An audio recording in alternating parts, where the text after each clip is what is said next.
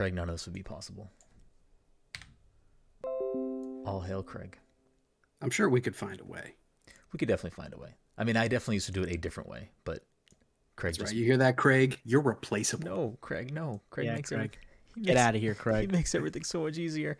So Craig, if you... Fuck out of here. If you are only listening to the audio, if this just popped up on your podcast feed, you don't know what you're in store for. But if you're watching, you may have seen already we have a group of amazing individuals joining us tonight. I will be running solo from Past the Controller, but we're going to make up for that tenfold with all these amazing folks. So we'll get right into it because tonight is a special episode where we're going to talk about the 20th anniversary of the Nintendo GameCube, which I'm curious to hear what everyone has to say because a console I love, a console maybe everyone else didn't love, a console most people didn't love because it didn't sell well, and, we'll get to that. So welcome, everyone, to the Past Control Podcast, a show where a couple of best friends talk about the latest in video games and nerd culture. Sometimes we have guests. Sometimes we talk about Craig too much. Either way, we have a new episode for you each and every week. As always, I'm your host, Brenden Groom. But joining me on this lovely evening is not who you'd expect. It's, first of all, actually, this is a whole cast of returning guests. This is a banger episode. Off the bat, this is just like banger, banger, banger. I wish the other person who was potentially going to join us tonight could have made it because it would have been a full roster of just returning amazing people. So we'll what could have been. Maybe we'll do a redux at some point of a different topic with the same cast. Who knows? Who's to say? Anyways, joining us, you may know him from his work over at Prima Games, or maybe you pre-ordered a book that he wrote for limited run games. Who's to say? I don't know. That's me. That's Jesse Vitelli. Jesse, how are you doing this evening? I'm doing great. It's been a weird Tuesday. It has been a very weird Tuesday. Is that tattoo new? No, I've always had it. Never I've had noticed it. I got this in like 2013, I want to say.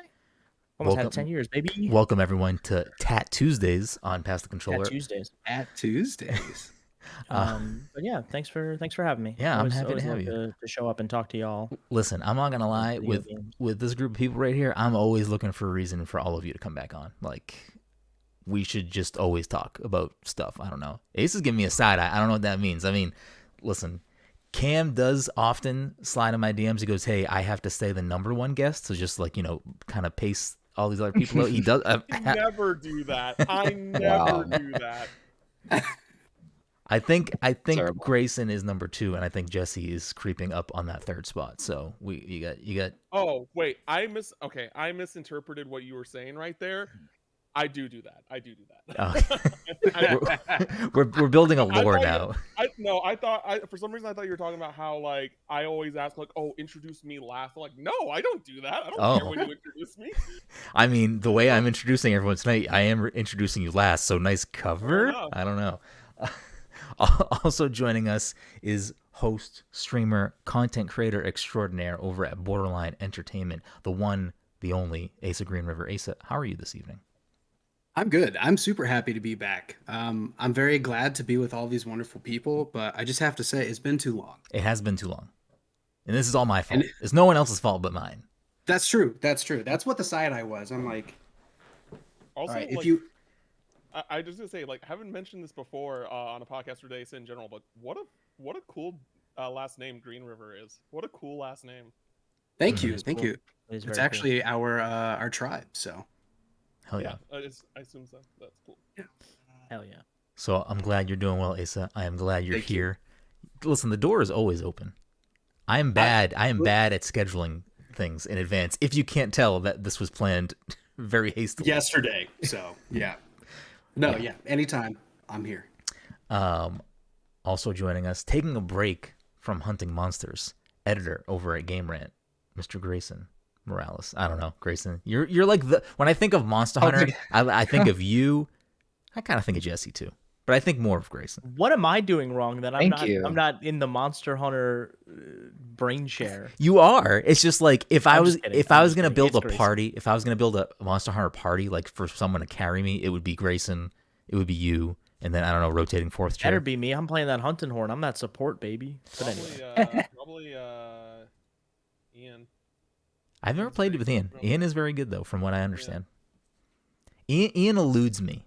not in like a negative or like purposeful way, but like Ian is someone that like, oh, I think Ian's funny. He seems cool, but we never like interact more than like I'm gonna like all his tweets. Anyways, Greysun, Yeah. Ian DM'd me the other day and said, "Hey, piss baby, let's play 14 together." And I was like, Oh my okay.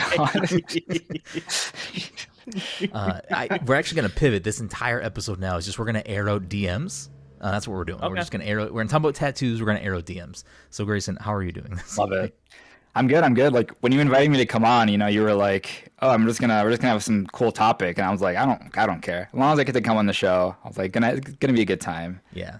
And then it ended up being GameCube stuff. Yeah. So I'm like, "Oh shit, that's awesome. I'm excited." so, The like- GameCube's, Oh yeah, GameCube's great. the GameCube's like super important to me, so I'm excited to talk about it with y'all. Hell yeah.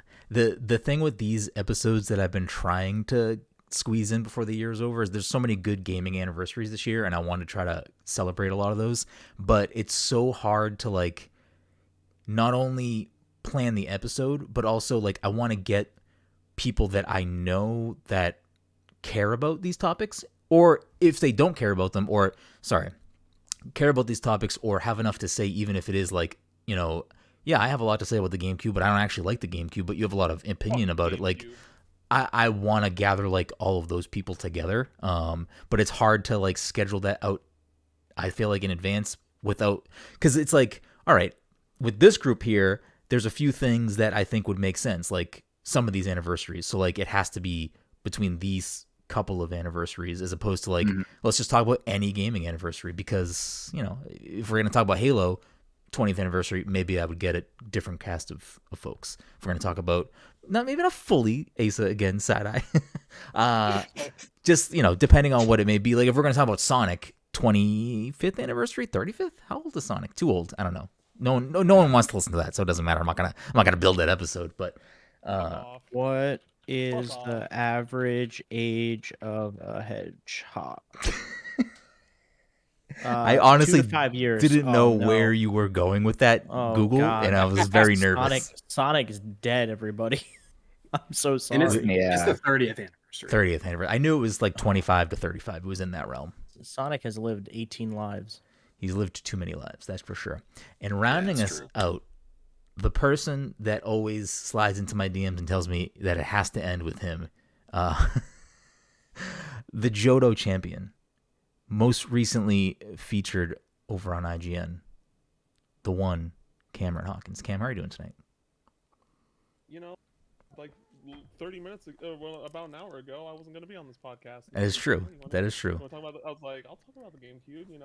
I feel I was like one of those things. Like I feel like there's very specific games that I would like to talk about regarding the GameCube, more than just like the console in itself. Because while I love the GameCube, I only really had it for a very short, like, span of time. And it's probably like. While I still consider that I had a GameCube as a kid, it's like I consider it more that I didn't, and it's like my favorite console that I never had, if that makes sense, or I never like really got to like put as much time that I wanted to into the console than I actually did. I'm actually like thinking about going to like my local game shop. I talked to you about this already, Brenden, but like I plan on going to a local game shop to pick up a GameCube, because like now that the Xbox backwards compatibility is over, there's a bunch of third-party games that are like along with some exclusive games on the GameCube that I want to play, and so I'm going to get a GameCube so I can have access to those games again. This is my launch. This is my childhood GameCube right here. Weirdly enough, Nice. I have It's missing the bottom box. because I had a broadband adapter. I have the box for my Pokemon XD Gale of Darkness. Ooh. That game's But trash. I don't have the console. No, it's not. Oh, No, it it's is. no. I it will was a not good hear. game. I will it's not hear slander on Pokemon XD or Wait, Pokemon this is Colosseum. a full Good games. full Pokemon XD fan. What's wrong? fan You know who you're panel? talking to? Yeah, Pokemon XD. Look at this panel you assembled. And you're gonna be Yeah. like, oh, they don't Gale like of Darkness Pokemon was a games? treasure. Listen, I love Pokemon, but come on now. It's Dude, one of the like, few no, console Pokemon people- games we yeah, ever got. People wanted a console Pokemon game like for years because of those games. Yeah. What are you talking about? We'll get to Also, it, I what a guess. cool, I, what a cool Yeah, concept for a game. Just like Yeah, shadow Pokemon, you gotta cleanse them. The world is like Yeah. barren. It's Like really it Yeah, cool. rules. You run on a Purify and moped. stuff. You get Espeon and Umbreon like off the bat. Like come on, Well, that game that's don't even. Colosseum, but still, yeah. But good. still, you know what I mean? Oh, Like yeah. I'm talking Yeah. about both those games together. Yeah, yeah. Is definitely not how I remember this game. I remember not enjoying this game. But Well, you maybe remember I need to go back and revisit it. Maybe this is what definitely happens. should. Maybe this is what happens. Have fun finding a copy of that game because it's expensive. I'm sure it is. Well, I did own it at some point, so maybe I can dig it up somewhere. I don't think I still have it, but you never know. I have a lot of things that keep showing up as I'm unpacking boxes, so it may turn up. Who's to say? So there you have it. Here's our lovely cast of scallywags from around the internet, from around the world, from around the globe. I guess around the country. We're all in the country. So here we are. Before we get into it, quick housekeeping things, and then we'll move right along. This episode of the Pass Control Podcast is sponsored by our good friends at Goodnight Fatty. If you want to know more about them, check them out on social media at Goodnight Fatty. And the PTC Movie Club for December is a special trilogy watch of The Matrix. So if you have an interest in The Matrix or haven't watched The Matrix and want to hear us talk about The Matrix as we get closer to Resurrection, is that the new movie? Yeah, Resurrection. Never seen a Matrix movie in my life. I will openly say that like I don't remember like it's been so long since I watched a Matrix movie. I have no idea what those films are about. Never seen No one. idea. Yeah, I have no idea. So most of the time, unless it's my pick for the movie club, I haven't seen these movies that we've been watching every month for the last, I don't know, year and a half. What we started doing last episode when we chose to do The Matrix to coincide with the new movie coming out, they made me explain what I think The Matrix is about at the end of the show. I was watching the podcast when you were doing that. That Yeah. was really funny. So because I have seen the first movie when it first came out, couldn't tell you what it's about anymore, and I think I may have watched two. I don't know. Oh my gosh. Here's the thing, like I know somebody, like I have a friend who like lives by all three of those movies, like thinks all three of them are great, like but I've heard in general the first one is like the really good one, the second one's still pretty good, and the third one I've heard is kind of nonsense. But I don't know, I'm definitely interested. I just I don't know, and just like seeing the trailer for the movie and then the posters, I'm like, this is not selling me on wanting to rewatch The Matrix. Yeah, I mean, I'm excited to watch them. I hope I like them. I think I will. I'm excited to watch them. Like, there's that Get one, in there, Asa. yeah.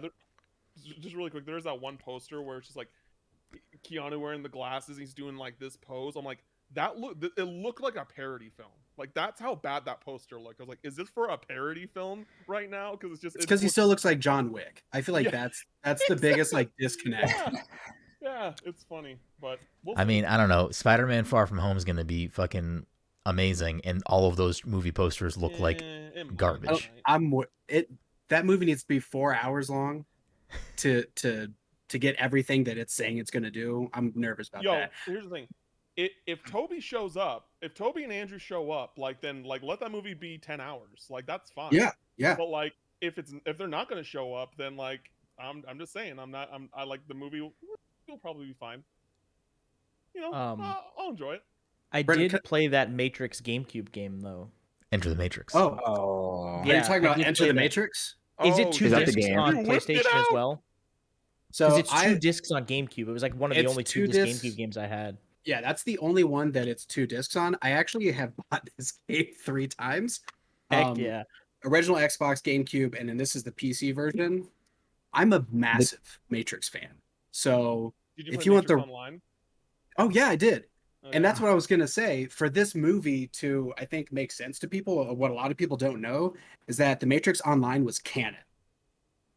And there is like a really big thing that happened in the game Yeah. that like people were like at an uproar after seeing the trailer for Resurrections. And they're like, who's that guy? This doesn't make sense. I'm like, well, you clearly didn't play Matrix Online when they like dropped a bombshell. on I watched everybody. that. I watched that scene on YouTube, and I was like, "Oh, okay, this is what happens." Yeah, when I played it, The Matrix I'm not gonna Online. lie, I cried. It took me back. First movie is 10 out of 10. Second movie is a solid 7 or 8 out of 10. And the third movie isn't trash. It isn't complete nonsense because it has just a lot of good ideas. It's definitely Spider-Man 3. I'd probably put it at like a 6 out of 10, even though it's more realistically like a 5 out of 10. What is your Got it. So it's one of those chaotic movies. Mhm. Yeah. What's your expectation for the new movie? My expectation, knowing that they're like pulling stuff from the games, is like a solid 7. Okay. All right. Because But I've it's like, why is Morpheus young again? Like, why is he young now? Like, why is this actor keep playing like new incarnations of old? You want me to tell you? characters? No. Okay. I will watch the movies. I'm just kind of Play like, all of the Matrix Online, you'll understand. yeah. Yes. Is that still a game you can play? No, I think you gotta Oh, maybe well, fast actually- servers. It shut down. Well, there might Is be it like offline servers. like private servers and stuff? Private No, servers? so there is a person who is rebuilding the game, very similar to Toontown. So you can actually go back and play it. You can make a character, you can run around. You just can't actively do all the missions yet, but the person who's doing it is actively working on bringing the mission structure back online. But everything else is pretty much like what it was when the game first launched. So it's super dope. Okay. Also, Interesting. if you're watching the trilogy, play Enter the Matrix, as it is like crucial to like understanding stuff in between movies, because there's stuff in this game that isn't in the movies. Sorry, I could talk about the Matrix for like far too long. So It's a GameCube game, so it works. yeah, Yeah. all of the Matrix There you go. games are like canon to the movies. They're all canon. That's kind of cool. That's interesting. I mean, I feel like media wasn't really doing that often at all at that time. That was Oh, early, it was 2000s. so ahead of time. Yeah. Interesting. Well, I guess that means we should get back on track to what we're here to talk about, which is, of Do you have any course, more housekeeping? tattoos. No more housekeeping. Keep it light tonight. Keep it breezy. Keep it moving. Keep the people in their seats. You know, How long Easy that breezy. intro take, Brenden? how long did what take? That whole like the beginning of the podcast now? The intro, a good 15 minutes. That's what we do. That's what we do here. You know, we have a good time. This is the goal of the show always. The goal is I want you to feel like you walked into the room while we're hanging out. Like you walked into the conversation and we're just talking like we would be if we're just sitting on the couch, you know, having a good time. That's what the goal is for an hour. Yeah. Exactly. Because after the hour, everyone gets kicked the fuck out of my house. That's right. So All right. there we go. So the Nintendo GameCube, Nintendo's first portable home console, in my opinion, launched in the U.S. November 18, 2001. It launched a little bit earlier. Portable because it has a handle. Yeah. Is that like the Yeah. be all and end all? Oh yeah, that's it. That's what it is. No, just curious. No. I qualms feel with like that. I Just feel like at curious. some point in the marketing they leaned into the fact that it had a handle. Like they leaned into like the ability to like it's small and you can move it and bring it with you for some reason. Oh yeah. No, just curious. Wasn't making sure I wasn't missing like a hidden screen or something that I could just. Well, there play, like, was. a DVD I mean, player. I do have that hidden screen. Do you have the battery pack to where it like truly is portable? I don't know if I had the battery pack. I don't think so. Are you pulling my There's- leg? Is this the thing? So I there's have a battery screen. pack I have it. that I have it in clicks the on the box. bottom. Yeah, and the screen actually clicks on top Mhm. and plugs okay. into AV. Yeah. Oh, I used That's to. something I'd see on like TikTok. I used to play a lot of my GameCube like that. Like that was like, I would take it into like places I shouldn't and play it that way. The That was- bathroom.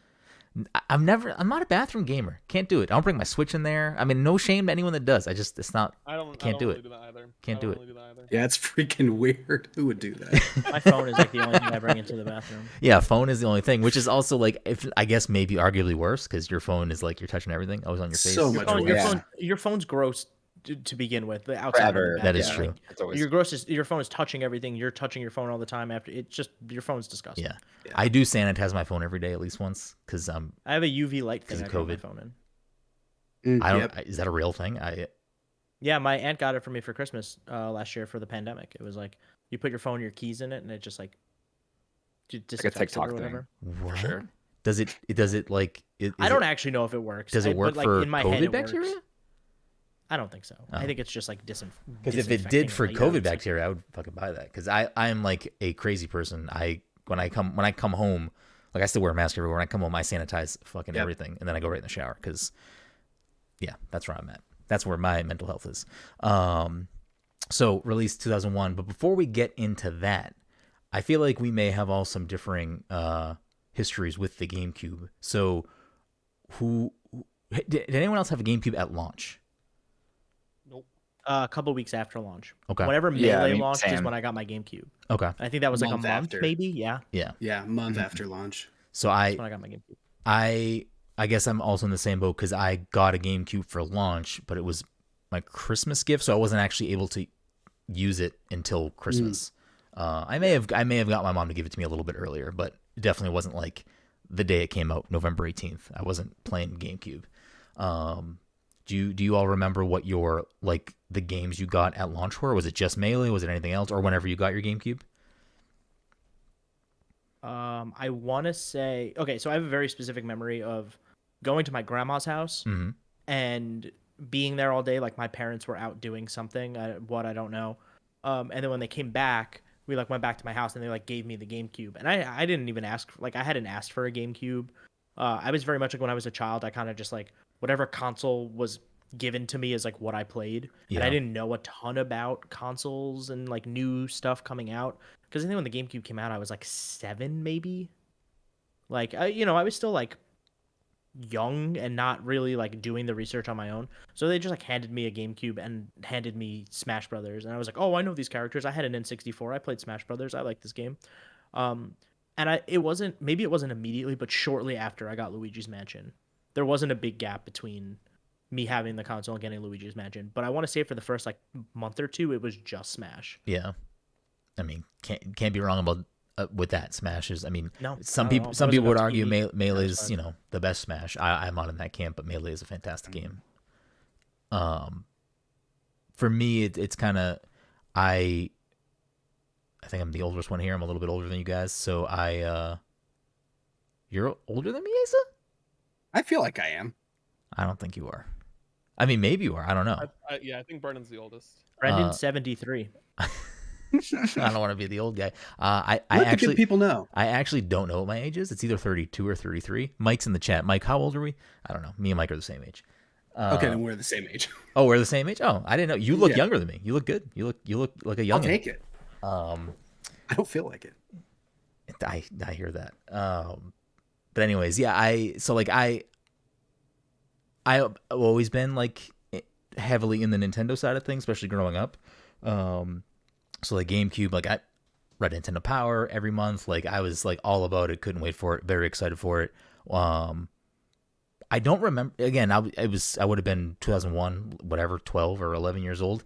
So I wasn't the one that was like out shopping and trying to find it. My mom was obviously doing that, but I was with her, and I feel like it wasn't hard to obtain. Like I feel like it was easy to go out and get, which, fast forward to the future generations of gaming consoles, especially the one right after with the Wii, PS3, and 360. Gaming consoles became harder to get at launch, and obviously that's continued through up until current generations. But I feel like it was pretty easily obtainable, at least for us to find. I want to say we bought it at like a Kmart or something, like a store that I normally wouldn't buy any video game type things at. So maybe that's why we could find it. But I did get Smash and Pikmin at launch, and those were my launch games. And I don't think I had anything else for a while, but like Smash obviously was like the thing. I played so much Smash. I used to record myself on 8-hour VHS tapes playing Smash. And like sometimes I'd like mail them to Nintendo Power, like hoping I would be like, look how good I am at Smash. Or I don't know. Highlight reels. I was so stupid. You were sick. You just need some No. like dubstep behind you, and you were golden.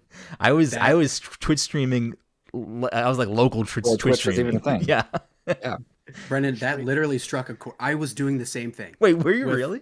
Literally with all my consoles. I was just talking to Mario Rivera about this, like we're on his Halo show. Like I used to record everything that I was doing, so then I could like watch it back later and be like, oh yeah, that was a great memory. Like get like I'd be the only person watching them. No one else cared. Yeah. But I just have like stacks of tapes, like PS2 games and GameCube and Xbox, and yeah, I've never heard anyone else doing that, so this is very surreal. So we're the best people in the world because we're recording we're getting better. Absolutely. We're getting better. We're recording our gameplay and watching it. We're watching the tape back, getting better. I think I used to do it the most with Melee simply because I would like play 100 stock matches against 9 CPU, like level 9 CPU, and like try to beat the whole roster on an 8-hour tape, like just silly things like that. Like I'm just, anyways. Yikes! Well, I just went down a deep, dark cavern in my brain of Do like, you still have those tapes? there's no way those exist anywhere. There's no way. If those exist I mean, in my, you have bins of stuff, so I I don't do. know. I've pretty much gone through everything that at least I own. If they're in some random bin at my parents' house, I doubt it. It's possible, but who's to say? But Pikmin was another one where, like, at that time, you wouldn't describe Pikmin to me and me think that's a game I want to play. Turns out, actually, it is a game I want to play, and Pikmin is pretty fucking awesome. But I guess we can roll right into the launch lineup for the GameCube, because the GameCube was an interesting launch for Nintendo because it was the first console, really, which I guess if you kind of look at it since then, it's kind of set a precedent where the consoles prior to that launched with the Mario game, and the GameCube did not. It actually launched with the Luigi game instead. Jesse's favorite. Ooh. And really, since then, I mean, the Wii, I don't believe, launched with the Mario game, and because Galaxy was not a launch title. I think it was 2007. I'll be right back. Hold on. Yeah, Galaxy was 2007. Right? A year later. Yeah, I think so. So, oh wow, Jesse's not joking around. I got it. What was that? No, this is my Guinness one. It's the wrong one. The wrong hockey jersey. Thought it was my Luigi hockey jersey. And then the Wii U also. Actually, no, the Wii U did, I believe, launch with New Super Mario Bros. U. So I take it back. They didn't set a precedent. I'm just making shit up. I'm just lying. I'm lying to everyone out there. I had a list of the launch titles, and now I can't find which tab. But there are a lot of franchises that had their start like in that first year or like the second year. Like you have like Luigi's Mansion and Pikmin and like Kirby Air Ride happened, and like so it's just a bunch of like weird quirky titles.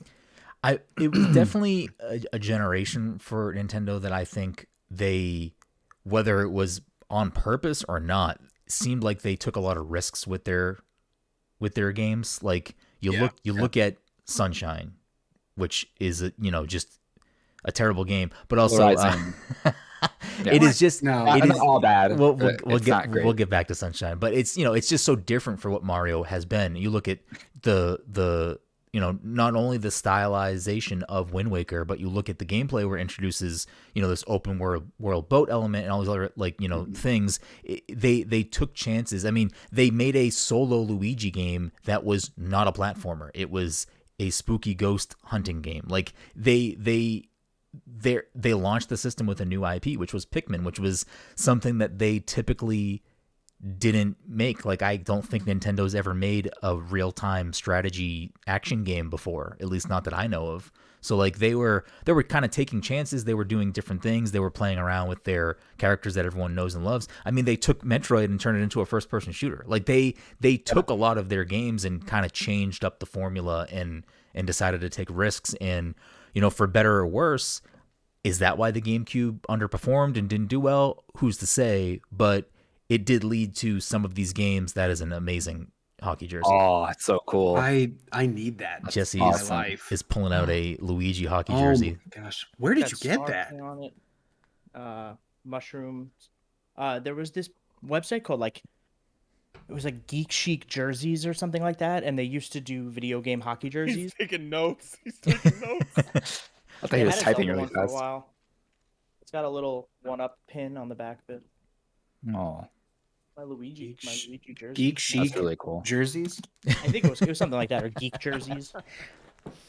I'm a major Luigi fan as well, and I need that so bad. It is really cool. That's really nice. So the launch window of games where we got All-Star Baseball 2002, Batman Vengeance, which I heard was a good game, but I never played it. That's what I got at launch. Was Batman Vengeance? I got Batman Vengeance because my mom thought, hey, you love Batman, that's what you want. So I got that in Star Wars Rogue Squadron 2. Which Rogue Squadron 2, fantastic game. Fantastic. But yeah, Batman Vengeance was good.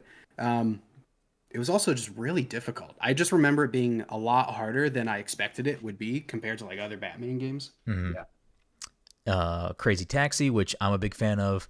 Dave Mirra Freestyle BMX 2, Disney's Tarzan Untamed, FIFA 2002, Luigi's Mansion, which we spoke about, Jesse's OG right there, Madden NFL 2002, more sports games, Pikmin, SSX Tricky, which I was gonna say, was NBA Street Volume 2 one of the launch titles? I don't think it was a launch. I don't see it here in the Mhm. launch titles. Okay. But it was. I mean, there's definitely a game that came out, and that was probably one of, if not, I'd have to look it up, but that's probably one of, if not the earliest like time that they let Mario characters in a non-Mario game. That was in V3. V3 is with Oh, Volume 3 was Yeah. when they brought them in. Volume Okay. 2, which is the better game and the greatest It's the sports best game one. ever made. That one is just NBA. There's no Mario characters, but it was Okay. cool that was like an exclusive thing that they did. I played V3 on PS2, so I didn't have access to that. But Yeah. again, now that Xbox compatibility is over, I have to get a GameCube to play NBA Street Volume 2. So I think Volume 2 is the only one I've played. It is a good game. it holds up so well. Because I played on GameCube just like last week, and wow, it's insane how good that game is. Mm-hmm. SSX Tricky, Star Wars Rogue Squadron 2, Super Monkey Ball, which I don't think I got Monkey Ball at launch. I think that was much later, but I love Super Monkey Ball. Like Super Monkey Ball, I'm so happy that they put out Banana Mania this year. I haven't had a chance to play it yet. I do have it, but I love Monkey Ball. So one really fun thing I remember from my childhood with that game is, because the GameCube was also home at the time exclusively to the best Sonic game ever, Sonic Adventure 2 Battle. And for some reason, when that game was out, there was like a rivalry between people who loved Sonic Adventure 2 Battle and people who loved Super Monkey Ball. I don't know why, but it was just like, no, Sunky. It was like this was just, and this wasn't just a one-time thing. This was multiple times where someone was just like, no, Super Monkey Ball's better. No, Sonic's better. Like, and they're not even really close to the same game. And I was just like, this is Not even like, in hindsight, Just because they're Sega, it's like the only relation they have. Monkey Ball isn't Yuji Naka, right? Isn't it RGG? I have no idea. No, I think it's just the dude from RGG. Okay. Yeah. Was the producer on Monkey Ball. Yeah, gotcha. So it was just like such a weird thing that like people thought about, like because I remember like that being a thing when I grew up. So like a little part of me has this kind of like animosity towards Super Monkey Ball, because I remember as a kid people were just like, no, Super Monkey Ball is better than Sonic. I'm like, no. Mm-hmm. So it's just a fun little tidbit. Like I was curious if anyone else had a similar experience, but apparently mine, it was very it was unique. So no, but I will say, and we can get to this in a little bit, but I think the strongest the console wars have ever like raged in my life have been during this generation of consoles. I don't know if it was because it was like when I was in high school when these consoles were prevalent, but it was like the most tumultuous time where the only reason why I even kind of fed into it was simply because I felt like I had to stick up for Nintendo, which is a stupid way to feel, but I felt like I had to feel that way because like all of my friend groups were like, oh, PlayStation 2 is the best. Oh, Xbox is the best. Oh, all these things. And it's like, Nintendo's for kids. Nintendo's for, baby boys. Like, Nintendo has all this stuff. And it's like, when Wind Waker got revealed, it was like, when they first teased the Zelda for GameCube, it was a little more realistic looking, look a little bit more like Ocarina of Time. And then when Wind Waker, got shown off as what it was like, everyone loves Wind Waker now. And I'm happy that people love Wind Waker now. People that I knew did not like Wind Waker. They like, did I not. like it back then. like I don't have really a Zelda background, but like I always thought Wind Waker looked cool. I always was like, that looks really dope. Like I want to try that out. I'm forever happy that they did that with something like Zelda, because like that version of Link, like Toon Link and like that world and like those characters, that's So like expressive. It's some of my favorite Nintendo. Like that's some of my favorite Zelda. Yeah. Like I love Wind Waker so much. I still have my copy of Wind Waker on my I was shelf over there. terrified of Wind Waker. Like it Why? scared me. When I was younger, I had like a huge fear of open water. And so any game that had like swimming Interesting. or like Yeah. anything that you could be stranded out in the middle of the ocean, like freaked me out. Like Tomb Raider games that let you go in the water. We meme about Gex a lot, but the second level of Gex is like a recreation of the Titanic, and you can go swimming and there's sharks, and I could never get past that. Yeah, plus you never and know what's in the Wind water Waker- at Jerry Garcia's CSOs. I have so. Exactly. I have a friend who's like that too. Yeah, But and still as very I've gotten older, I've like like now that I'm like able to comprehend like this is a video game, like this, it is. I'm gonna die. I'm gonna try it again. But like Wind Waker, specifically the section where you're trying to go like wake up the windfish or whatever, and like it's the storm and the like shark dolphin thing is coming at you and knocking you off the boat, like terrified me. I had to have a friend come over and do it for me because I was like, I can't get stranded in the water. Or one of the squids would come up out of the whirlpool. You'd have to fight it. Like, no. As a kid, I was not happy about that. Yeah. I mean, I feel like we all deal. I mean, like Cam has trouble now playing games with spiders. You know what I mean? He skips those scenes and stuff like that. I mean, I'm just a big baby. I don't play scary games unless I'm forced to for charity. So, I was gonna say, hey, you played through RE3 Remake, which I didn't find that scary. There were a few moments where I jumped. But to finish up, It's more action oriented though. yeah, it definitely is, Yeah. and that's why I chose it over two. There's a little inside baseball for you. Smash Melee, Simpsons Road Rage, Tony Hawk Pro Skater 3, Universal Studios Theme Parks Adventure, which Oh my god. I never had played this it. game. Was it good or no? Never played that. It was this is probably the worst game I've ever played. And you just like unlocked a memory for me. So you literally just ran around Universal Studios and you're just like this little kid and you're just going to every theme park ride and it's pretty much like an attraction, like a different mini game. But like you go to Jaws and you're like on this boat and you're just defending it from a shark and blowing up like barrels and it's just like the most basic rudimentary mini games. So it's but I used to Nintendo play that one. shit all the time. Oh my god! Yeah, you would pick up like specifically tickets. You could pick up mentioning trash Jaws, on the floor This and unlocked a stuff. memory for me. Yeah, Yeah. no, this game was bad. I think I rented it it from was- Blockbuster. I don't know where I got it from. I owned it somehow. It I don't know sounds if I like got one it of as those a games gift or that, like, something. yeah, you would get as a gift because your family's just like, oh, GameCube, Universal, the Yeah. movies. This game seems like it's good for kids, and then you There was get like a it, you're Water World attraction. There was an ET thing. I don't remember you're all like, of them, but Grandma, it was... I love you, but this game sucks.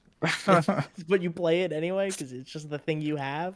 It's like Yeah, it's like exactly. $20 on eBay. This game is you gotta That shell, might be shell that out might some be a coin. charity game. Yeah, that's definitely a you something could have some game. fun with it. It's definitely Yeah. a something game.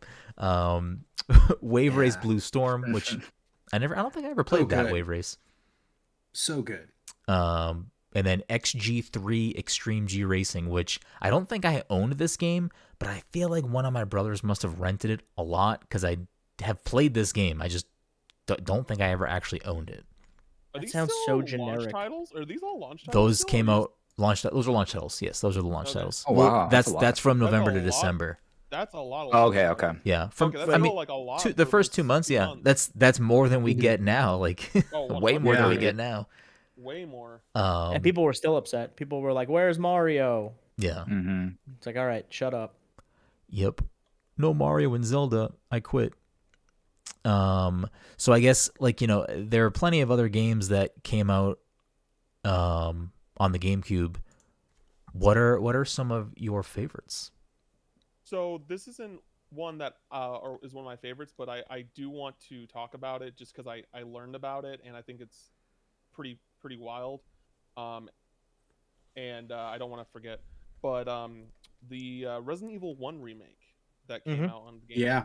Yeah. Yeah. So apparently that, like, y'all want to talk about crunch, that game, even though it came out apparently super well, like that was crunched horribly. Like apparently I was listening to Jared Petty's Top 100 Games podcast on this game, and apparently that game was made right after they dropped Resident Evil 4 in a year.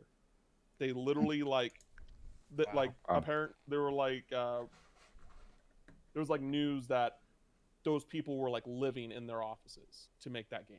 Like they were literally like sleeping under their desks. They didn't go home. Like it was nuts. But like I've heard really good things about that. I mean, like that's the remake that you can play basically on like current gen consoles. Yeah, that's the one that Yeah, they use. I've heard It's a good remake. I've heard good things Yeah. about It's that. really good. I think And of course, there's Resident Evil 4. yeah, and Oh, yeah. and Resident Evil 0, I believe was also might have been a Resident Evil GameCube 0. exclusive. Yeah. Not at the best launch. version of Resident Evil 4 though. Best Oh, version no. is still the Wii version. The Wii one. Yeah. The pointer. controls. Yeah. Interesting. Oh, I heard the The gyro new controls the change new everything in that game. the new VR version is supposedly very, very good. I need to download it and check it out. I want to play Um, that. Yeah, because I didn't really even know what. I think at that time I really didn't know what Resident Evil was when I was a kid, but I remember like, adults like my friends' dads that like were playing Resident Evil 4 on GameCube and talking about how Yeah. good it was and things like that. So it's interesting you brought that up. It's a good segue to get to a very interesting deal that happened during the GameCube era, which was the Capcom 5. And I remember this like vividly, simply because, again, like at this time, it felt like all of the cafeteria conversations, like after school conversations, were always like, Nintendo is for kids. Like they don't have games that we want to play, cool teenager games. And Nintendo really struggled to, gain any market share from Xbox and PlayStation at the time. And PS2 was, winning the generation, handsomely for, I would argue, probably most of it, if not the whole thing. And then, ended up being, I believe the PS2 is still the best-selling console of all time. I mean, I think MGS2 came out the year that the GameCube came out. Yeah. So Like they had Oh, they yeah. had stiff competition when it came to yeah. What was happening in the I mean, space. you look at Microsoft. I mean, they were, they had some lulls and gaps and stuff, but they also launched with Halo. So like, there are different things going on across I the don't know what pond. game that is. Yeah, But- I think it's some like game Is about that like indie? yeah, it's like an indie game from some developer, Bungie. I don't know. I never heard of them. Bungo. Bungo. Okay. Yeah. So in an effort to kind of try to capture an audience outside of the the quote unquote core Nintendo gamer, they struck a deal with Capcom called the Capcom 5, which was going to be 5 exclusive Capcom games for the GameCube. Not all of which came out because this didn't really pan out the way that I think either company had hoped it would. But in this roster of games, we got Resident Evil 4, which we just spoke about, which I think for some people is not only the best Resident Evil game, but some people would put it as, their favorite game of all time or in their top 5 or top 10 or whatever it may be. I apologize if you can hear that car alarm. I don't know, there's a car alarm going off outside. Beautiful I thought Joe. that was outdoor. That was here. Yeah, me too. They're Yeah, just but really yeah. excited about Resident Evil 4. Apparently. Yeah. Beautiful Joe, which is a fan favorite of mine. I would love Yeah. if they Good. I wanna ported play it. I those wanna play games it, and and I just get you like to put a go, collection. I played it for the first time last year. I didn't finish it. It was neat. Oh, I don't know. it's It so wasn't my good, kind of game, though. but that game is weird in a good way, not in a bad way. Yeah. That game has its ideas and it It's a sticks to Kamiya them. game, so, Yeah. You could see that through and through. Mhm. Like that's an interesting one. Oh, Beautiful Joe. Yeah. Yeah. I mean, the thing I loved about that is it had really, had a good art style. It had good, not gimmicks, but it had good gameplay. I don't know, I want to say situations. It had good aspects to the gameplay that really you don't see in a lot of games. And I'm kind of sad it didn't do super well. I think it did okay. I mean, it did okay enough. I think it got 3 games. Yeah. What got? And I mean, what got three and- games? I think there's 3 Beautiful Joe Beautiful Joe. games. Really? Yeah. And Beautiful Joe came back in like Marvel vs. Capcom, and Yeah. then that studio did Wonderful 101. Mhm. Like, I was looking for It's my a- copies because I have Beautiful Joe Yeah, 1 and 2 Wonderful still 101 for is GameCube platinum, somewhere. Oh wow. But it was a Kamiya game. Yeah, Kamiya they have was Beautiful Joe Capcom, 1, and there then- was Beautiful Joe 2. There was a spin-off for the DS, and there was a fighting game on GameCube called like Beautiful Joe Red Hot Rumble, which I also had. And that was like a Smash Red Brothers Hot clone. Rumble was I really swear good. It was thought actually there really was only fun. one. Yeah. Yeah. Wow. I thought Yeah. there was I didn't know only about one. Those Red Hot games have Rumble. like when you said the Capcom 5, you just like I just remembered like, oh my god, all these other games that I played a lot. Okami's also just like one of my favorite Mhm. games ever too. Oh yeah. I wish Yeah. I could play that game. I don't think Okami's part Why of can't you play it? the Capcom There's 5, but the it's a spider good game. section. It's what? Oh, There's the a spider spiders. section. Yeah. I don't know that. Okami. Um, Yep. but yeah, Beautiful Joe, fantastic. I would love the bare minimum. Throw those games in a collection, port them over everywhere. I mean, yeah. Yeah. I would think they sell would really sell well. it well enough. They to hold justify up, the I port. think. Yeah. Killer 7, which is a game I was always intrigued by, but I never played this game. Yeah. Suda Killer game. 7 And was I never played it either. Yeah. I have heard from more than one person that like Killer 7 is low key one of the best games ever made. Like straight up. Like, Yeah. I've heard that from numerous people. I have it on my Steam wish list. I just haven't gotten to it. Like after I, played the No More Hero games for the first time this year, like I am kind of on a mission where I want to play all of the Suda games that I can kind of get access to. Unfortunately, like Killer 7, like the only real way to play it outside of GameCube is Steam right now for someone like me who likes to prefer to play on consoles. But yeah, I've heard incredibly good things about Killer 7, like superb things. Yeah. I don't remember a ton about Killer 7. I just remember really enjoying it. Because that was one that I didn't know. That was one that I went to a friend's house and played. But yeah, I thought it was really cool. Yeah. And then the final game, which is another I did not play, was Piano 3, which I don't think did well at all. But never played it. I don't think I believe it's like a sci-fi futuristic like action shooter. Is. I think you play as like a cyborg or an android. I can see the game in my head. I've just never actually played Looking it up right now. Piano 3? PN03, yeah.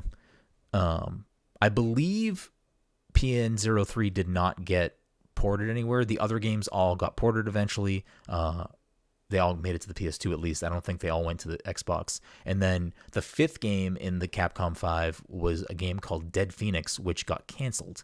And this is a game I'm not... Dead Phoenix was going to be a 3D shoot-'em-up featuring a winged man named Phoenix. Based on the trailer footage, IGN compared the gameplay to Panzer Dragoon. So sort of a probably on-rails shooter, and that did not come. So what a shame. Well, I guess that Phoenix didn't rise. Got him.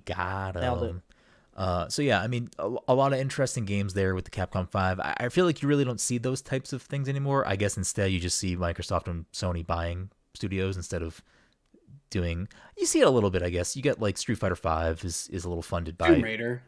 Tomb Raider's another one. You see like some timed exclusivity deals, but not like a 5-game deal is kind of bonkers to me. Like 5 different games. That's kind of something a little bit unique that I don't really think has happened since. With like all of them, with like the 4 that. What was the 4th one? So it was the 3 Resident Evils, and then what was the 4th one? No, the Capcom Piano 5 3. was Beautiful Joe, Piano 3, Resident Evil 4, Killer 7, Dead Phoenix. and Dead Phoenix, which did not come out. It got canceled. Oh, I mean, like even so, like the one, the other Capcom games that they did that were released that were exclusive, but it wasn't a part of that deal. That's still like a lot of wins for the GameCube. For sure. The GameCube did have a good library. I mean, we'll talk about some more games. Oh yeah, 100%. That like it had a great library, and it's unfortunate that it was kind of an underloved console because I think that it did have. I mean, you look at something like Metroid Prime, and at the time, I would say that like it was one of the best looking games on that entire generation of consoles between all three. You know what I mean? Like that was a gorgeous game, and I feel like this was probably the only time where since that Nintendo has been like was operating at the same level of like I guess realistic graphical fidelity compared to its Microsoft and Sony, because you look at it now, things like Breath of the Wild, that game's gorgeous, but it's stylized. A lot of Nintendo's games now are stylized, which I think prefer. But at the time, something like Metroid Prime that was a little more photorealistic was like you put that up against the best looking things on PS2 and Xbox, and could be better, if not just as good. Which is just something you don't really see from Nintendo anymore. Just due to they usually focus on other aspects of their platform as opposed to horsepower, I guess. And if you just like also think about if you compare the libraries now of like the games that are still kind of like stuck on those platforms, like GameCube definitely has the strongest library. Like PS2 has like the Xenosaga games, like probably some like more niche JRPGs. Xbox has like some would have some of the like Splinter Cell games if it wasn't for backwards compatibility. And then GameCube has like a laundry list of things like Skies of Arcadia Legends, like that is a game that hasn't been, granted it originally came out on the Dreamcast, but like that hasn't been ported since, and that is a really beloved JRPG. And not even including like first party, like it's just so many great games that are still just stuck on the GameCube. I think with the GameCube too, this was like when you started to see third-party support for Nintendo sort of start to go away, not be as strong. Like the Capcom stuff is a little bit of an asterisk here because there was a lot of good Capcom support on the machine. But I mean, you'll start to look at, aside from like sports titles and stuff, this is kind of when, like you just mentioned, things like Splinter Cell. Actually, was Splinter Cell always Xbox exclusive on the first Xbox? Yeah, it was only on Xbox. It was actually on GameCube.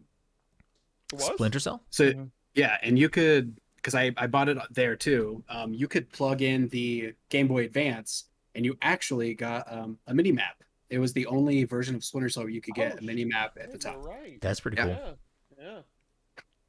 Was it all Splinter Cell or was it just the original Splinter Cell? Just the original. All of the other ones. But then like Double Agent and Chaos Theory, those were Xbox. Pandora Tomorrow and Chaos Theory were the ones that Tomorrow. stayed on Xbox. And then they originally came in a trilogy like elsewhere after that. Interesting. Interesting. But yeah, I mean, I think there was a very strong lineup of first-party games here, and like we had said earlier, I think Nintendo took a lot of risks with some of their, major, IPs, like we said, Super Mario Sunshine, which we can get into because I know I think the panel here feels sort of strongly about this very subpar Mario game. I mean, I get two shaking heads. I mean, Sunshine is not a good game. I'm sorry. Yeah, no, that game sucks. Thank you. No, It's easily the worst 3D Mario game ever. 100%. Thank you. Flood is like the worst thing that ever happened. Not even true. Okay. Wait, what's the worst 3D Mario game, Asa? 64. Not a chance. Yes. Not a chance. Yeah. Sure, it's nostalgic. Sure, it started everything. Played it last year. Holds up well. You know what I played last year too? Sunshine. I played it last year too, and it was not. But listen, the best 3D. But it doesn't have a sentient water jetpack that sucks. Yeah, that sentient Flood was amazing. Flood to me felt like Kazooie, because Banjo and Kazooie was the best 3D platformer on the 64. And this felt like a spiritual successor to that. You know what? I'm actually going to call the podcast now. We're going to cut early. Listen, you invited me here. Listen, we're all entitled to bad takes. I'm just happy that it's not me with them. Is one of the ugliest and worst. Oh my Mario God, I hate levels that ever created.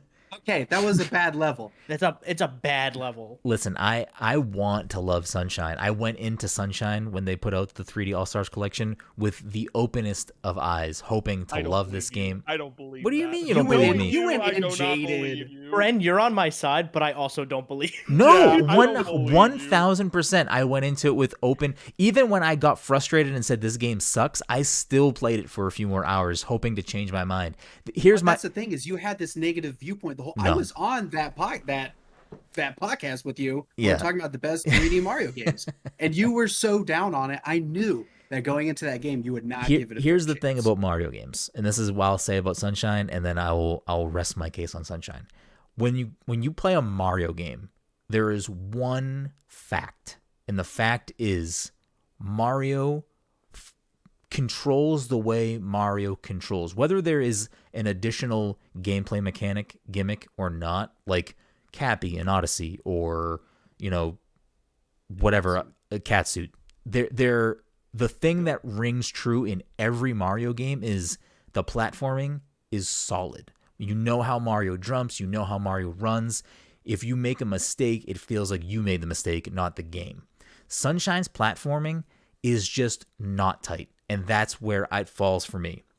I feel like I would die so much in that game because Mario doesn't feel like Mario. And it's not even Flood, because I think Flood is a good concept. I just don't think it was utilized right in 3D space at the time. Like if they made Sunshine now, I think it would be a much better game because I think they could navigate the 3D space better. So it's not even a Flood thing. It's literally just about how Mario jumps and lands and moves on platforms that doesn't feel tight to me. And that's my problem with Sunshine. Everything else aside, that's my problem with it. Yeah, maybe you just need to put it on, like, I don't know, some difficulty that makes it work well for you. Listen, I have never had an issue with the platforming. What about the camera? Okay. Well, that's another. That's a whole other thing. The camera is atrocious. Yeah. The camera is atrocious.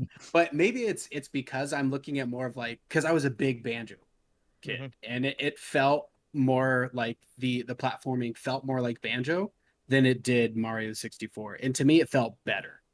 But that's probably why. I don't know. Yeah.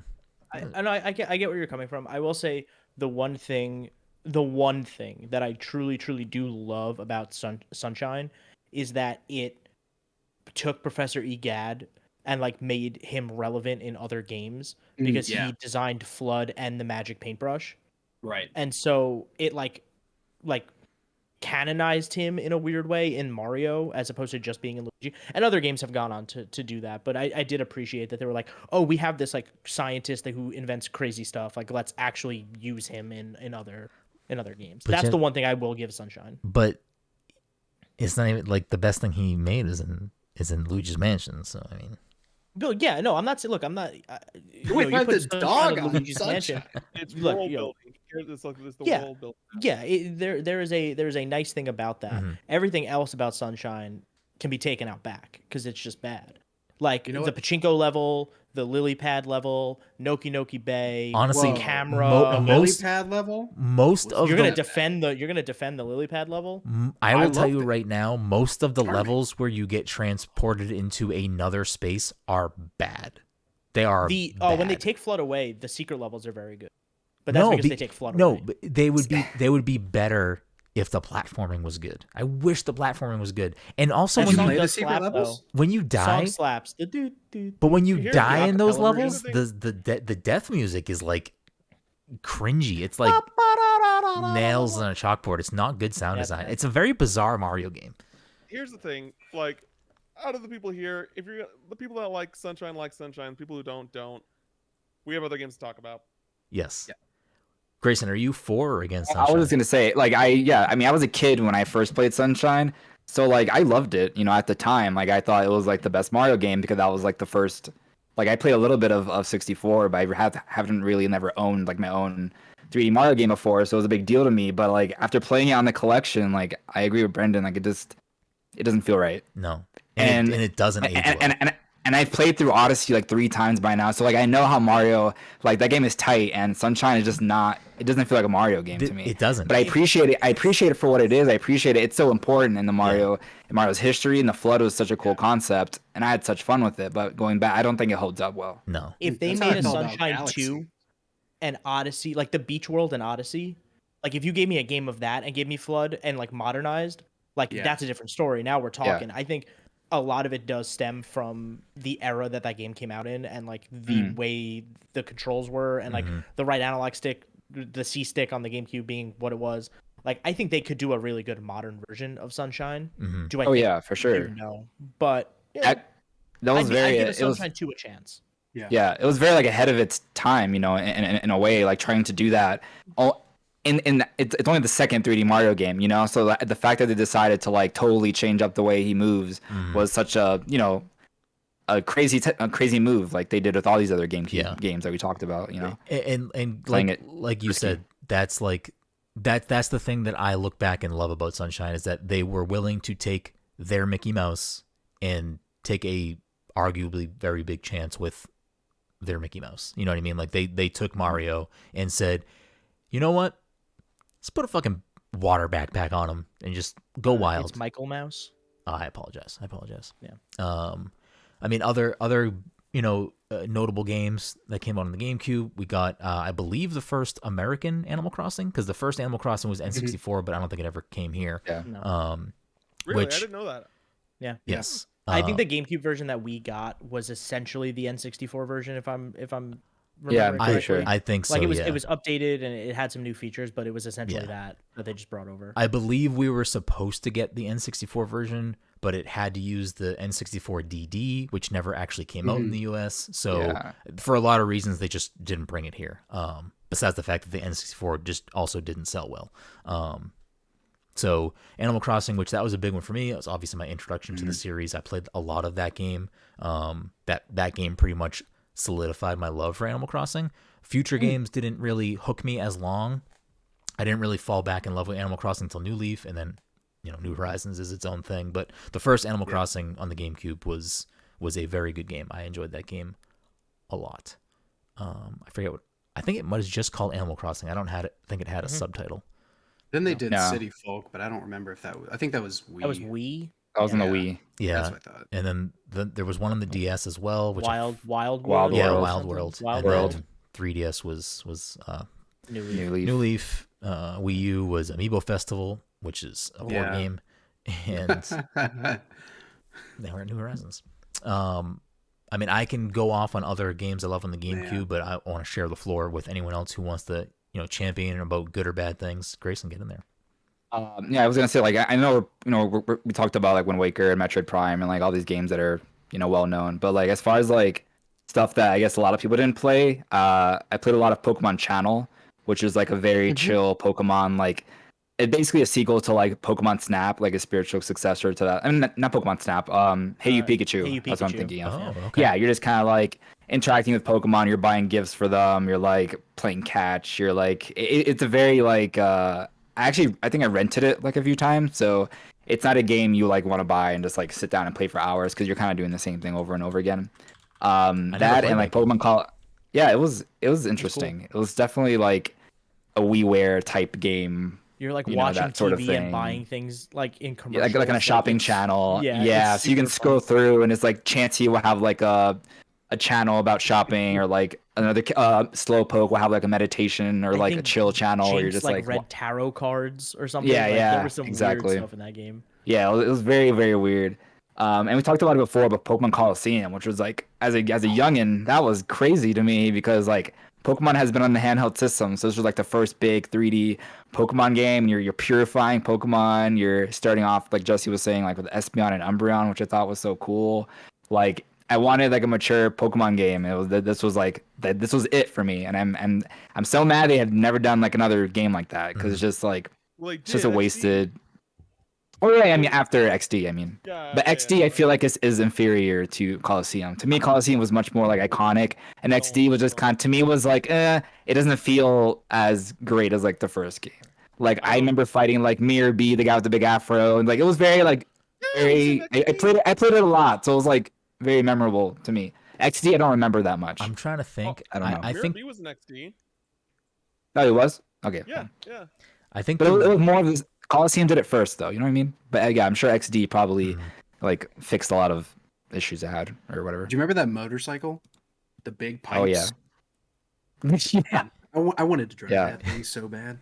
You just start the game in the desert, and it's just wild. I think the thing for me with those games, I'm trying to remember, because there has to be a reason why I didn't like them, because I love Pokemon.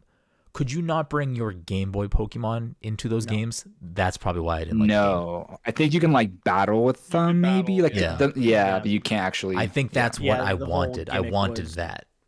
You could only catch a certain number of Pokemon. You could only catch the shadow Pokemon that some trainers had, and then you had to purify them. Mhm.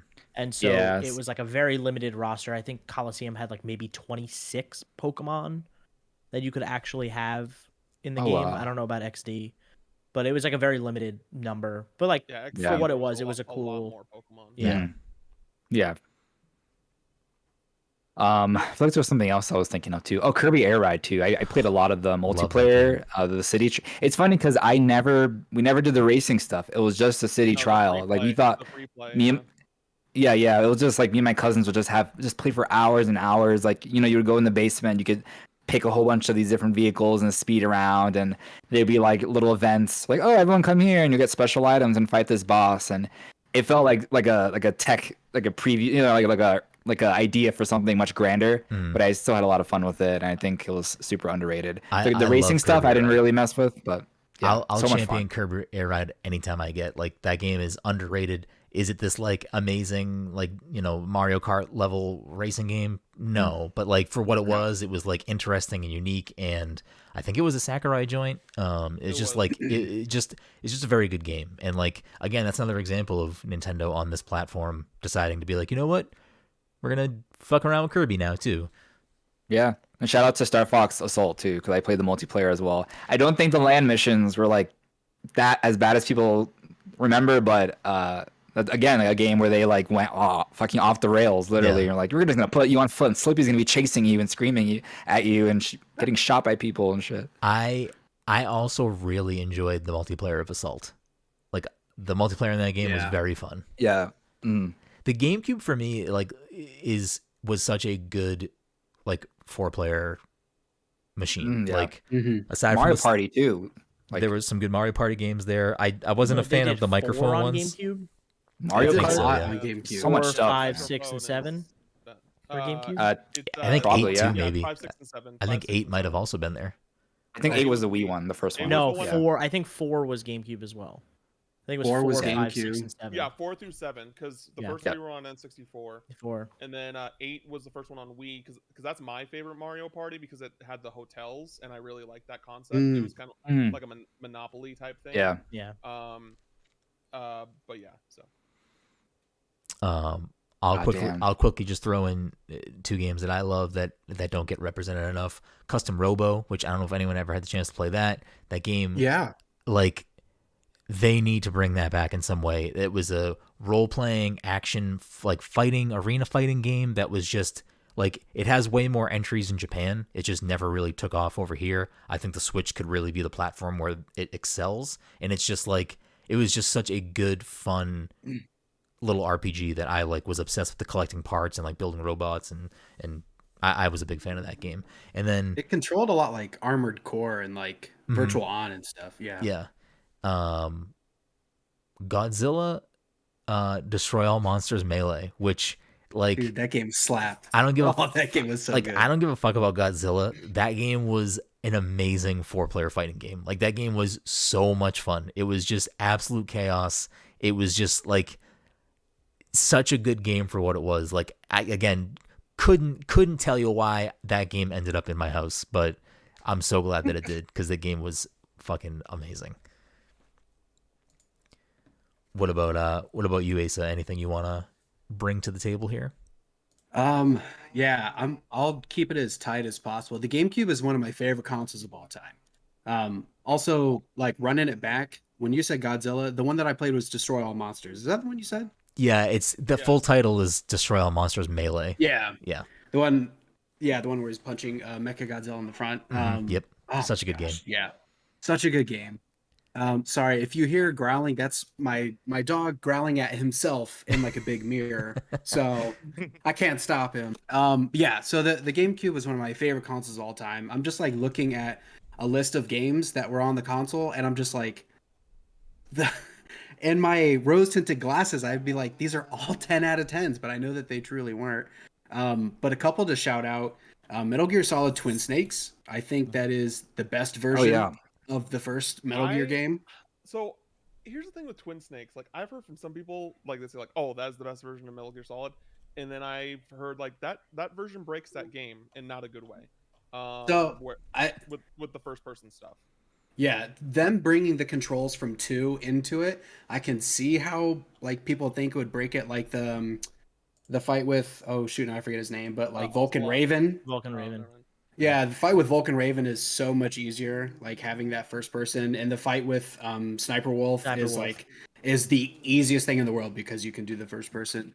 And of course, there's a lot of hardcore MGS fans that don't like it because of the anime style cutscenes that they put in it, but I thought it made it even cooler. Freaking the ninja slicing people up in the hallway, and they made it this horror scene. It was great.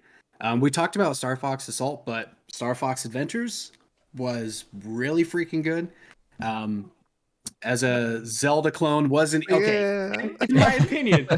In my opinion, it was really, really good. I know it was supposed to be something else, and what they did to Crystal was terrible and the whole other thing. But I had so much fun with it. I really, truthfully enjoyed it. Oh man, so many. Path of Radiance was my first experience with Fire Emblem, and I was play it so bad. blown away. It was so good. It was so good. I'm probably butchering it, but Baton Kaitos. I never played was it. This? Oh. It was a deck building RPG, and it was a third person run around, but you had a deck. So you had all of your magic and stuff and your weapons within your deck of cards, and it was really reminiscent to me of the Digimon Adventure 2 on the PS1. I really connected those two games. But yeah, the GameCube is just back-to-back hits for me. Mm-hmm. Yeah. Beyond Good and Evil. Oh my gosh, so good. Hell yeah. Final Fantasy Crystal Chronicles, Zelda Four Swords Adventures. I love both those games as well. Oh Had my to- God, had to throw yeah. those Four out there. Sword Adventures. Jeez. Yes. Both of those games took advantage of a very underutilized peripheral, which was the Game Boy Advance adapter. And Yeah. well, I look back and fondly remember making my friends who had no interest in playing those two games play them with me on a Game Boy Advance, and it was glorious times. We are getting close. So Jesse, Cam, things you want to add up on the GameCube before we wrap things up? I mean, Yeah, me again, go first. yeah, again, Sonic Adventure Battle 2. I mean, what to say? It has one of the greatest video game soundtracks of all time. The Chow Garden is a incredible mechanic that, or like, you know, mini game, whatever you want to call it, part of that game that it's insane. It's absolutely insane that they haven't incorporated it into Yeah, what the hell? Why not? future Like, it Sonic games. rules. Like So literally, good. literally those two things alone, not even including like the levels, the story, and things like that, make it the best Sonic game to me. Like just like that. You have that Chow alone. Heaven and Chow Hell. Like, it rules. Yeah. Yeah, it's so good. You know, like even outside of like City Escape, there's almost every level, like at least for Sonic and Shadow in Yeah. that game, are like super memorable, super fun. Like I could do a podcast just talking about that one, that game alone. It's really really incredible. It is crazy to me that Sega hasn't, like, at any point, at least to my knowledge, made a Chow Garden, like, at least mobile game and try to monetize it. Like, what are they doing? I have no idea, Yeah. but like they're sitting on that. I'd bag buy that right battle there. pass. So, like I would even consider like downloading The that next game. season of I don't- Fortnite is Chow themed. It's Chow. Yo, could you imagine? That would Oh rule. my God. Yeah. So I'd play Fortnite again. Yeah, and I'm trying to think about what else specifically that we haven't gone over. Again, I love XD Gale of Darkness. Like, granted, I had direct access to that one more than Colosseum, which I more dabbled in. But I liked how, you know, your partner was Eevee, and you could just kind of, you know, once you got further in the game, like you could find someone that had all the stones, and you could just choose like, hey, which, you know, what do you want Eevee to evolve into? I forgot what the machine is called on your arm, but like the thing that lets you like detect the shadow Pokemon. You know, it was a very very great game. I still remember like just like the opening scene where there's just like the giant like ship that's just in the sea, and then Lugia just descends on it and just takes. That's just like, it's so cool. It's such a cool game. Yeah, so I'm good. Justifer.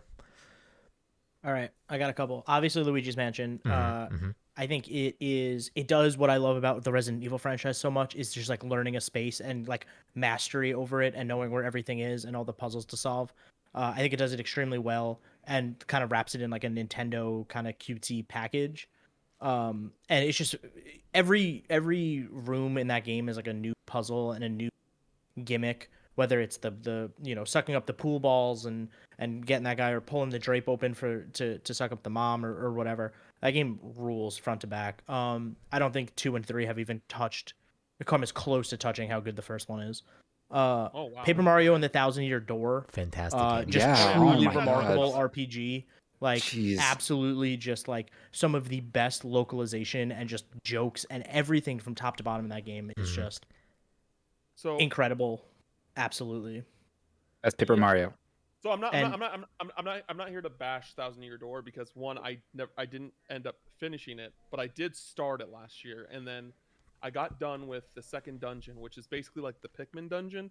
That dungeon sucks. Mm. Like straight up, like I don't care what anyone says, that dungeon was terrible. Like, Yeah. I mean, the None of Water those Temple things- in Ocarina of Time sucks, and Ocarina of Time is one of the best games of all time. So, like, games don't have to be like immaculate. Well, I mean, I haven't played Perfect. Ocarina of Time either, so I probably would disagree with that too. But anyway, Yeah, I mean, different podcast for that conversation. Yeah, different podcast.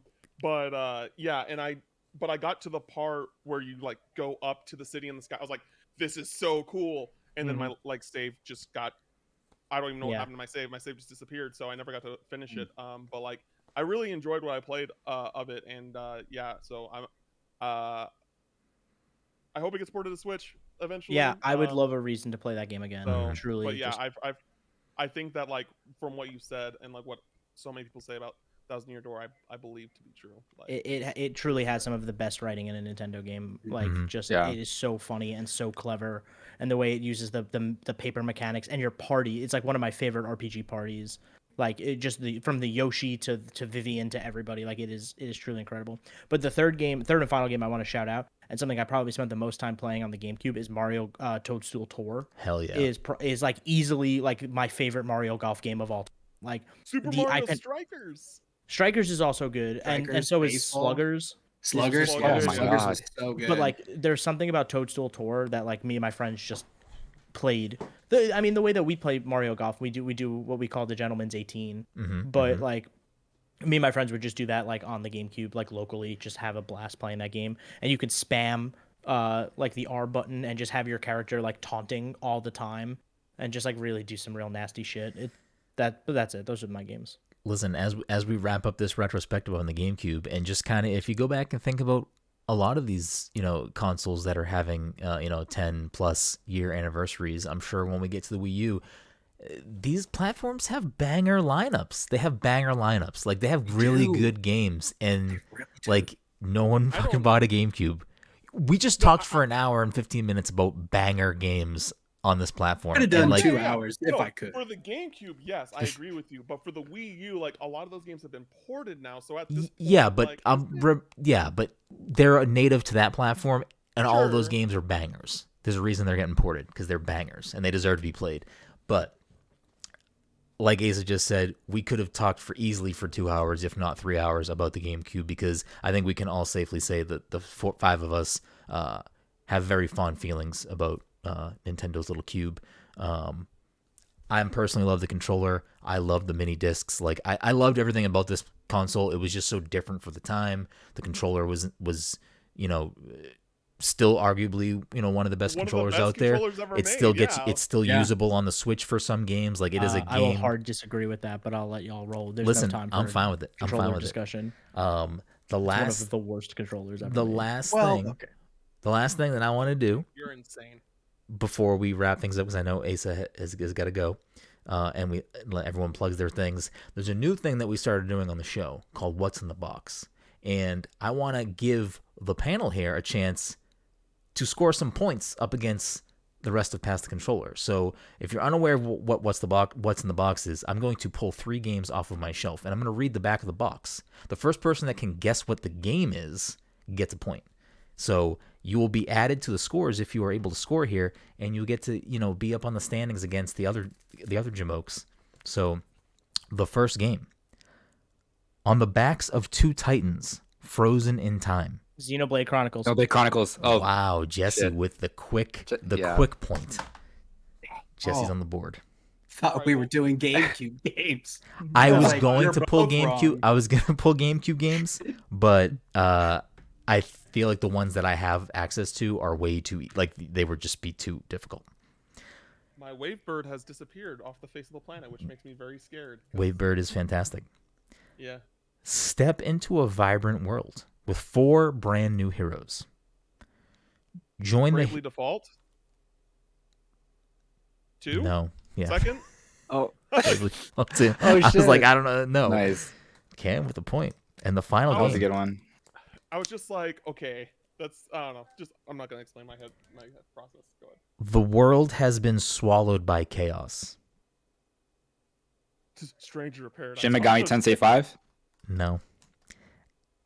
As a demonic revolution descends into a broken Tokyo, the choices you make will determine. Megami Tokyo Tensei Mirage Nocturne. Sessions?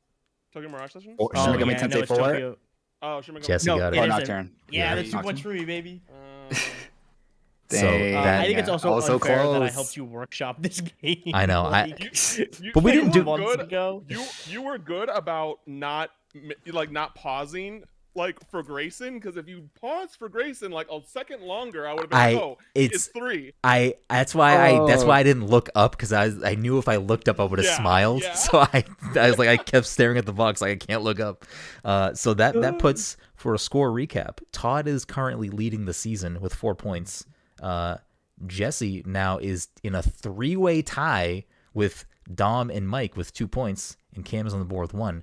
Greysun, Asa, I will have you on again soon with a chance to redeem yourself and get on the All board. I'm gonna reset the scores after December, and then we'll start a fresh season in January. Perfect. And we shall see. We shall see. But as we wrap things up, Asa, take the floor. Please plug all the things. First of all, thank you all so much for coming on. But Asa, plug all the things. Let people know where they can find you, what you're doing, what you got going on. Yeah, absolutely. I've got way too much going on. A lot of my content has been on hiatus because I've just been all over the place. So I still stream every once in a while on twitch.tv/Borderline Entertainment, at least once or twice a week. But to plug a lot, so I'm the community manager for Waking Oni Games. We have a game, Onsen Master, that's coming out this year. So please keep an eye open for that. It's basically Spirited Away mixed together with like Overcooked. So it's chaotic fun. I also work with TakeThis.org and Feminist Frequency in the games hotline. So Take This is a mental health organization within games, and the games hotline is a free resource for the games industry. It is a support hotline. It's free. It's text-based. So all you have to do is text support to 23368. And we have live agents that can that know the lingo of games and can talk to you about whatever's going on in your life. So I've got a lot going on, but please consider supporting both of those orgs because it's Giving Tuesday, but then it's also our end of year fundraiser for the games hotline and Feminist Frequency. So we're currently raising money for the upcoming year so we can build the hotline and make it better for the games industry. So Hell yeah. Yeah. Awesome. I love it. Everyone listening, watching, make sure you check those things out.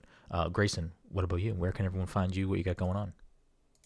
Yeah, I'm not as busy as Asa. So you can just follow me on Twitter at Greysun Morales, and then if you guys want to see my writing, it's at gamerant.com. That's it. Love it. Love it. You could follow me on Twitter too. Sorry. Asa GreenRiver 07? A GreenRiver. A GreenRiver 07. Okay. Sorry. Yeah. It is correct on the video. I just didn't look at it for some reason. I thought I was smart. I thought I had it all in my brain. Jesse, what about you? I'm Jesse Vitelli. You can follow me on Twitter at Jesse Vitelli. If you find Mama Vitelli, that's me. Don't worry about it. You can find my writing at primagames.com.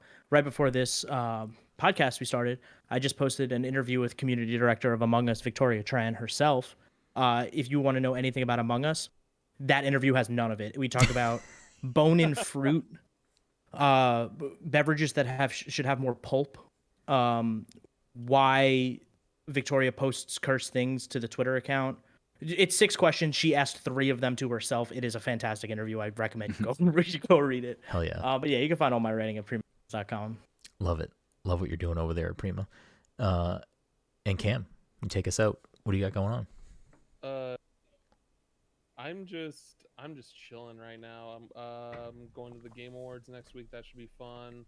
I'm doing stuff with IGN. I don't have anything to announce yet, but that's where all my freelance work has been in the past recent months. So, and I normally tweet out everything that I do once it gets published on my Twitter at CamFinalMix. And yeah, that's about it. Hell yeah. Well, again, thank all of you so much. It's been a pleasure. I love having you all on. Seriously, the door is always open. If you can't tell, Cam's on like once a month at least, I would say. Maybe not once a month, but the door is always open for all you lovely folks. I love you guys so much. I'm always in awe of the things you're all doing, and I appreciate and respect the hell out of all of you. So thank you for taking the time to chat with me about nonsense tonight. But anyways, you can find me at BGroom, find everything we do at Pass Controller, and until next time.